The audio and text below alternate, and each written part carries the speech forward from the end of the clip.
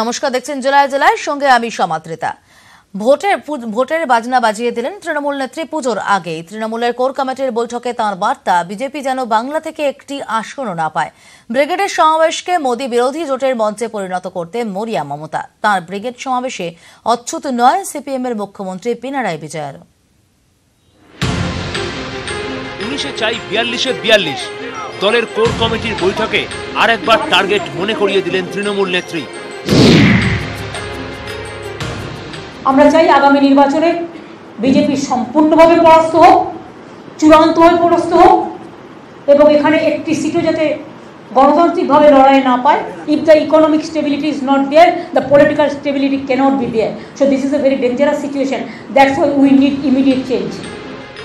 শুক্রবার উত্তরবঙ্গ থেকে ফিরেই দলের কোর কমিটির সঙ্গে বৈঠকে বসেন তৃণমূল নেত্রী।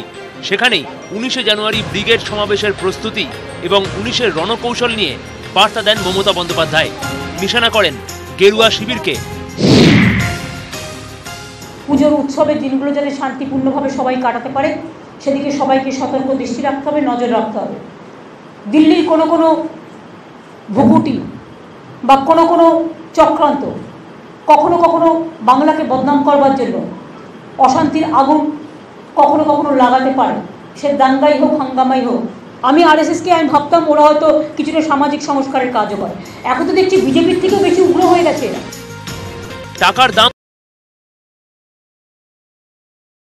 আমরা ইতিমধ্যে চন্দ্রবাবু নাইডুর কোঅর্ডিনেশন কনফার্মেশন আমরা পেয়েছি, আমরা অরবিন্দ কেজরিওয়ালের পেয়েছি, আমরা ওমর আবদুল্লার পেয়েছি, এরকম অনেকগুলো পেয়ে গেছি আমরা অলরেডি। পুজোর ঢাক বাজছে। দলের কোর কমিটির বৈঠকে 2019 সালের ভোট পুজোর ঢাকও বাজিয়ে দিলেন তৃণমূল নেত্রী। লক্ষ্য একটাই, মোদী সরকারকে ক্ষমতাচ্যুত করা। ক্যামেরায় সঞ্জয় মণ্ডলের সঙ্গে সৌরভ গুহ, নিউজ 18 বাংলা। টার্গেট বাংলায় ভরসা রাম মন্দির। রাজ্যবাসীকে রাম মন্দির মাহাত্ম্য বোঝাতে মাঠে নামছে বিশ্ব হিন্দু পরিষদ। চলতি মাসে সুপ্রিম কোর্টে শুরু রাম মন্দির মামলা শুনানি। তার আগে উন্মাদনা বাড়াতে কেন্দ্রকেও চাপ ভিএইচপির।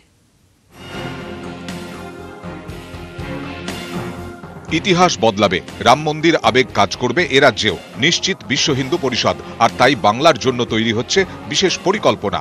শুক্রবার রাম মন্দির নিয়ে ব্যাপক পরিকল্পনায় সায় উচ্চাধিকার সন্ত সংঘের, ভিএইচপির অন্যতম শাখা সংগঠন এটি। আর এই পরিকল্পনাতেই স্পষ্ট বাংলার গুরুত্ব। শনিবার কলকাতায় কর্মীদের সঙ্গে বৈঠক করবেন ভিএইচপি প্রেসিডেন্ট সহ শীর্ষ নেতৃত্ব। সেখানে স্পষ্ট হবে রাজ্য নিয়ে অ্যাকশন প্ল্যান। 90-এর দশকে রাম মন্দির আবেগ আর রথযাত্রা, এই দুয়ের ফল ঘরে তুলেছিল গেরুয়া শিবির, কিন্তু তখনও তার কোনো প্রভাবই পড়েনি এরাজ্যে। তাহলে আবার পুরনো অস্ত্রেই শান কেন? ভিএইচপির ধারণা, গত 2-3 বছরে পরিস্থিতি বদলেছে। কিছু ক্ষেত্রে মেরুকরণ কৌশল সফল। হিন্দুত্বের ধুয়ো তোলার এটাই সেরা সময়। মন্দিরই এক্ষেত্রে সেরা হাতিয়ার। চলতি মাসেই সুপ্রিম কোর্টে শুরু হচ্ছে টানা শুনানি। সেক্ষেত্রে দ্রুত রায় দিতে পারে শীর্ষ আদালত, আবার রায়দান স্থগিত থাকতে পারে। কেন কোর্টের প্রতি আস্থা আছে, কিন্তু কোর্ট যে কবে জাজমেন্ট দেবে, যারা আন্দোলন শুরু করেছেন তারা মারা গেছেন, শহীদ হয়ে গেছেন, তো আবার নতুন করে যারা আন্দোলন চালাচ্ছেন তারাও থাকবেন এটা ঠিক নেই। কেন মন্দির হওয়া উচিত, দেশ চাইছে, সেই জন্য একটা বিকল্প পথ রাখা হয়েছে, আলোচনার রাস্তা। রাম মন্দির ইস্যু হাতছাড়া হলে বড় ধাক্কা ভিএইচপির, তাই কেন্দ্রের ওপর চাপ বাড়াচ্ছে তারা। আদালত কি রায় দেবে তা অনিশ্চিত, তাই সংগঠনের দাবি রাম মন্দির তৈরি নিশ্চিত করতে হবে সরকারকেই। उन्होंने भी कहा आप भी वरदान दे दो विलंब का, और राम जन्मभूमि मंदिर का निर्माण जल्दी किया जाए। और आप संकेत कर सकते हैं, कानून बनाकर हो सकता है। और इस समय सभी जगहों पर राम भक्त देशभक्त सरकार है, तो उसके लिए काम कर सकते हैं। রাজনৈতিক মহলের ধারণা, গোটা পরিকল্পনার পেছনে আরএসএস এর অদৃশ্য হাত। ভোট রাজনীতির বাধ্যবাধকতা নেই বলেই সামনে আনা হচ্ছে ভিএইচপিকে।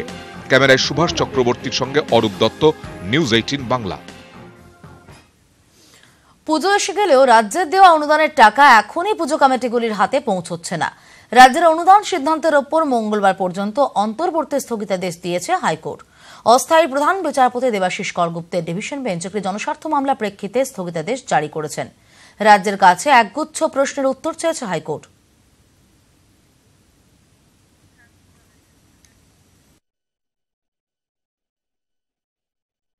जब इमाम को भागा दिया था तब बोला था इमाम को क्यों दिया, वो मुस्लिम है।